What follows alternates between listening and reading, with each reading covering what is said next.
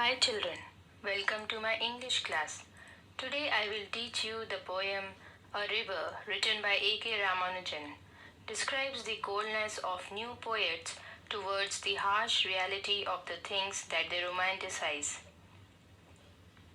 The poet also expresses his concern about the tradition of copying the ideas and ways of old poets by the new poets and their inability to create something which is about the present rather than the past. Let us realize about the poet. A.K. Ramanujan, 1929 to 1993. Poet, translator, folklorist and philologist. A.K. Ramanujan was born in Mysore, India. He earned degrees at the University of Mysore and Deccan College in Pune and a PhD from Indiana University. Ramanujan wrote in both English and Kannada, and his poetry is known for its thematic and formal engagement with modernist transnationalism. Issues such as hybridity and transculturation figure prominently in such collections as Second Sight in 1986, Selected Poems in 1976, and The Striders in 1966. The collected poems of A.K. Ramanujan in 1995 received a Sahitya Academy Award after the author's death. Let's understand the poem stanza-wise. First stanza. In Madurai, city of temples and poets, who sang of cities and temples, every summer a river dries to a trickle in the sand, bearing the sand rips, straw and women's hair, clogging the water gates at the rusty bars, under the bridges and patches of repair all over them, the wet stones glistening like sleepy crocodiles, the dry ones shaven water buffaloes lounging in the sun. The poets only sang of the floods. Explanation. In Madurai, which is the city of temples and poets, who according to the poet sing for the beauty of the city, its temples and its river which dries up making the sand visible. As the water flows in small streams, the sand looks like ribs of humans. In addition to the sand, there are straws and women hair under the bridges, having rusted bars and also patches of repair all over them. And these rusty bars obstruct the free flow of water. There are also wet stones which are shining and look like sleeping crocodiles, and those which are dry seem to be like water buffaloes without hair relaxing in the sun. In addition, the poets have also written about the floods, that is the rainy season. However, the poet says that the poets have written only those about two seasons, that is the summer and the rain, and that too describing its beauty. They have not brought to their verses what loss has been inflicted on the people because of the rainy season. Second stanza. He was there for a day when they had the floods.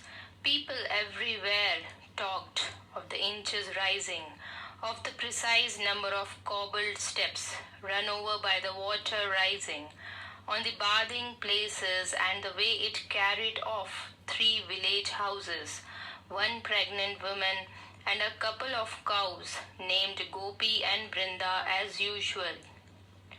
Explanation. The poet says he was there for a day. He here refers to the poet himself. He tells that he has seen that incident when there was a flood. People everywhere talked about the rising level of river water, and the number of stones of the bathing places had submerged in the river. It also carried off 3 village houses, a pregnant woman and a couple of cows, which were named Gopi and Brinda as usual. The names of the cows seems to be amusing. Third stanza. The new poet still quoted the old poets, but no one spoke in verse of the pregnant woman drowned with perhaps twins in her, kicking at blank walls even before birth. Explanation. However, the new poets, those of his times, still quote the old poets, and no one ever talked about the pregnant woman who was drowned with the twins in her belly, who were kicking at blank walls even before birth. That is, they died before coming to the world. The poet imagines that the twins were kicking at the wall to escape but couldn't and were ultimately drowned to death with their mother. The poets never brought this tragic incident to their poems. Fourth stanza.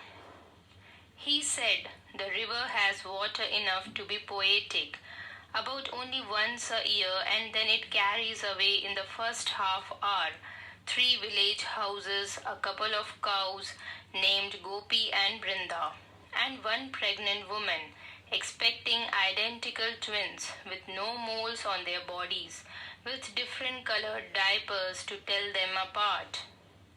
Explanation.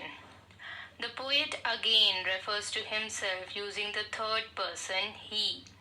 According to him, the river is poetic, or in other words, it can be romanticized only once a year.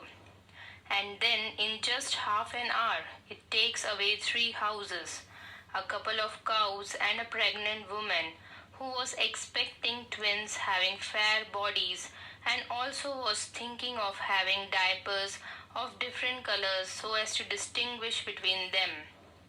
The last stanza thus compares and contrasts the writing of the poet himself and other poets of his age. On one hand, all the other poets try to praise the beauty of the river, and on the other hand, the poet himself makes a balance between the beauty and the losses inflicted on the people by it. Therefore, children, in this poem, the poet has compared and contrasted the attitudes of the old poets and those of the new poets to human suffering. He has come to the conclusion that both the groups of the poets are indifferent to human sorrow and suffering. Thank you.